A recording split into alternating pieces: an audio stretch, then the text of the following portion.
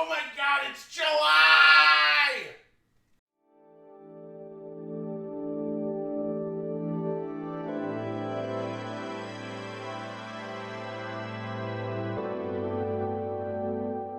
Hey there, Pfhorbear here with a bit of a different video this time around.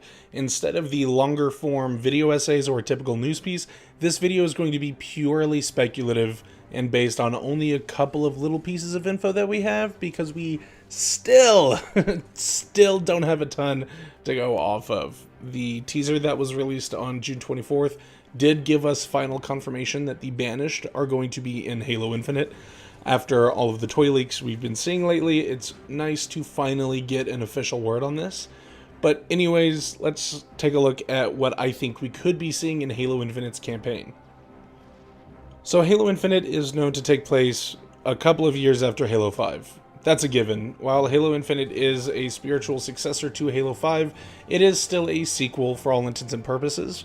We know that Chief is our protagonist, and he will be accompanied by at least Brohammer, the Pelican pilot that we see in the Discover Hope trailer that was released during E3 2019. We've also seen in the original reveal trailer, and totally not in the Mega Construx figures, that there is at least one other Marine sniper, and it's a pretty safe bet to assume that there will be others.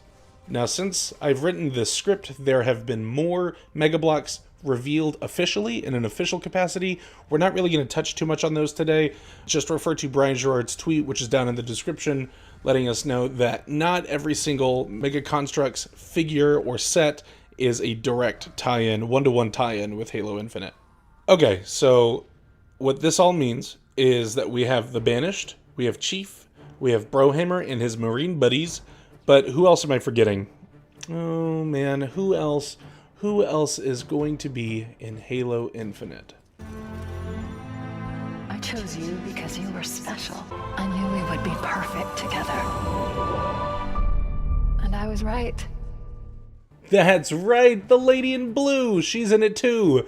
But in what capacity? Well, here is, again, my infinite story speculation. Everyone knows the story of the princess locked in the tower by her evil stepmother, protected by a fire-breathing dragon that wants nothing more than to eat the prince, or for the prince to fail in rescuing the princess, yada yada yada. In my opinion, this is what Halo Infinite's first half, at least, will probably be. More on the second half in a little bit, but let me break it down a bit more clearly. Chief and humanity at large would be the prince in this example. The good version of Cortana that we see in the Discover Hope trailer is the princess, and the Banished are the fire-breathing dragon, while the evil Cortana from Halo 5 is the stepmother. Of course, she wasn't evil, just had her own motivations for doing what she did. For the rest of the video, I am going to be referring to evil Cortana as Bad Tana, and good Cortana as Good Tana, because it is easier to keep them straight, and I think it's pretty funny. Now, about 2 weeks ago, I would have said that the dragon was Bad Tana, and the Didact was the evil stepmother.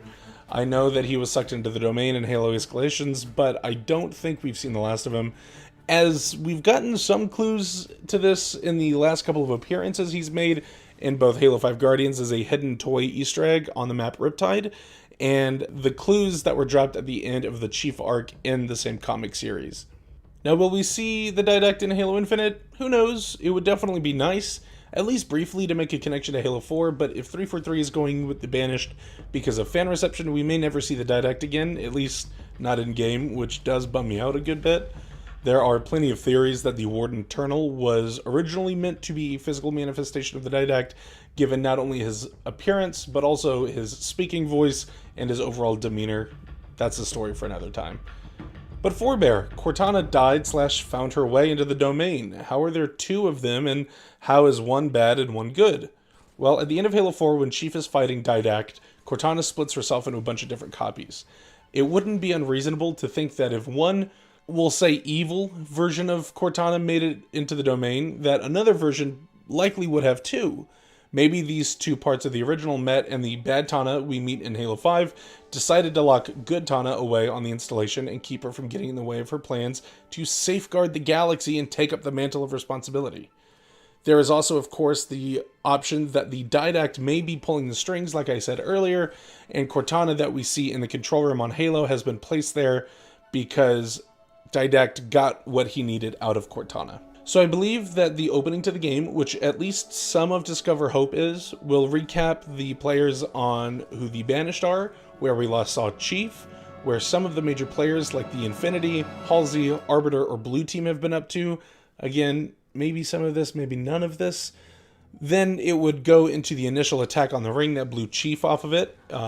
In this theory, it turns out that the Banished who are working with Bad Tana to keep Chief from reconnecting with Good Tana, because Bad Tana knows that if anyone can stop her and her created, it's Chief and Cortana.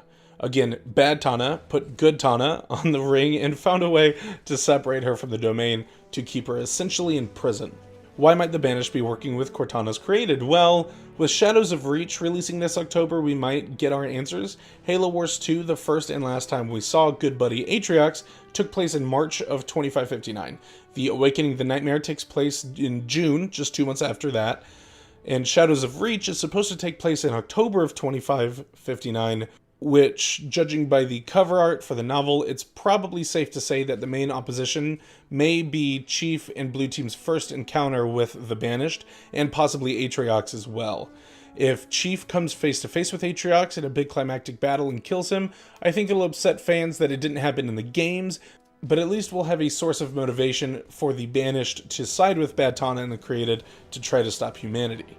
This would eventually be overcome, and by sheer luck, as the Chief is known to do, he'll make it to that control room, reconnect with Good Tana, make their way back to the UNSC Infinity, and beat Bad Tana once and for all. I can see this game eventually ending in an epic face-off against the Banished and Bad Tana, with us, like I said, destroying Bad Tana, and the Banished having to escape to fight another day, laying the foundation for yet another several Halo games, where we essentially have a Halo 1 through 3 style Covenant to fight again. People's reception to the Banished has been far more positive than it was to the Prometheans, so I feel like that makes a lot of sense. The other way I could see this going, and this gets like real tinfoil hat here, is something that is wildly out of left field, akin to like the Rise of Skywalker, which I kind of mentioned earlier, which is that we would see the Didact return, and that he's the one who has convinced Cortana to build the Created and rule the galaxy with an iron fist, and we have one last big hurrah fight moment with him and save Cortana, while also having to deal with the looming threat of the Banished. And while this idea is far less fleshed out as I've described it here, I think this would be the best way to close some of the doors that were left open with Halo 4 and 5 and move into the future of the universe in the franchise. Now, I highly, highly recommend you go and check out episode 38 of the SacredIconHalo podcast. In it, the hosts Brian and Josh are joined by Halo Canon himself, Toa Freak, aka Ian. In it, they break down where they'd like to see Infinite Story go, Halo Canon's hopes and fears for the Halo Infinite story progression, and how the Banished and the Created can coexist in a way that I hadn't thought of yet. I very, very highly recommend checking it out. Now, what do you guys think we'll see in Halo Infinite's campaign? What plot points would you like to see explored and maybe touched on a little bit? Let me know in the comments below, and I'll make sure to read each one and respond to all of my favorites, and maybe even mention some of my favorites in my next video. As always, guys, you can find me on Twitter at Pfhorbear. Make sure you like the video if you liked it and subscribe. We are getting extremely close to 1,000 subscribers. At the time I'm recording this, we are at 921. And now when we hit 1,000 subscribers, I do have a few really cool surprises planned. The first being a 24-hour live stream over on my Twitch channel, twitch.tv/Pfhorbear. We are going to be playing a bunch of games to try to raise some money for a great cause.